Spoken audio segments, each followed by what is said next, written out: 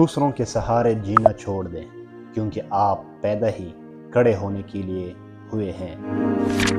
رشتے کبھی بھی قدرتی موت نہیں مرتے، ان کو ہمیشہ انسان قتل کرتا ہے، نفرت سے، نظر اندازی سے اور غلط فہمی سے۔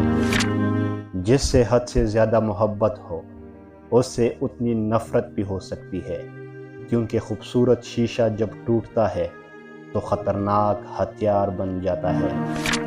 اپنا کردار بنانے میں اتنا مشغول ہو جاؤ کہ دوسروں پر تنقید کرنے کا وقت نہ ملے۔ اپنے غموں اور پریشانیوں کو سینے میں دفن کر دو۔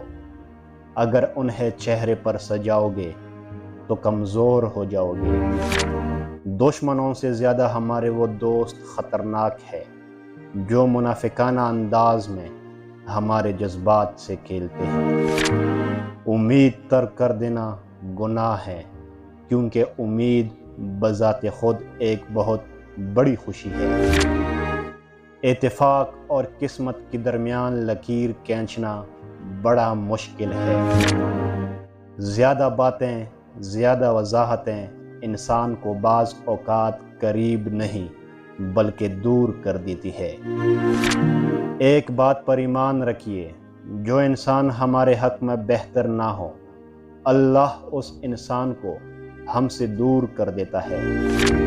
رشتے اور تعلق نبھانا ایک فن ہے، جس کے لیے انسان کے پاس دولت کا ہونا نہیں بلکہ احساس کا ہونا لازم ہے۔ آزادی کے لیے ضروری نہیں کہ تم زمین و آسمان خرید لو، البتہ یہ ضرور کرو کہ صرف اور صرف خود کو مت بیچو۔ حرام چیزوں اور حرام کاموں سے ہمیشہ بچتے رہو، تمہاری دعائیں قبول ہونا شروع ہو جائے گی۔ اللہ پاک نے جن لوگوں کو تمہاری زندگی سے نکال دیا ہے، ان کی فکر نہ کرو، اللہ وہ سب جانتا ہے جو تم نہیں جانتے۔ اللہ کی رضا میں راضی رہنا سیکھو، بہتر نہیں بہترین ملے گا۔ غلط ارادے کی کامیابی گناہ ہے اور صحیح ارادے کی ناکامی بھی ثواب ہے۔ اپنے ارادے کی اصلاح کرو۔ لوگوں سے دھوکہ کھانے کے بعد بعض دفعہ انسان اتنا محتاط ہو جاتا ہے کہ اچھے لوگوں سے بھی ڈرنے لگتا ہے۔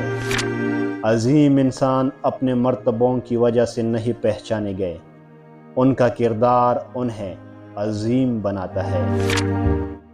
جو فیصلہ میرا رب کرتا ہے عرش سے فرش تک، وہی بہترین ہوتا ہے۔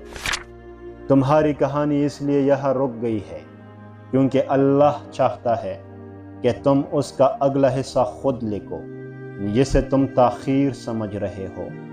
وہ دراصل دعا کا موقع ہے، تو پھر اٹھاؤ ہاتھ اور اپنا نصیب بدل دو۔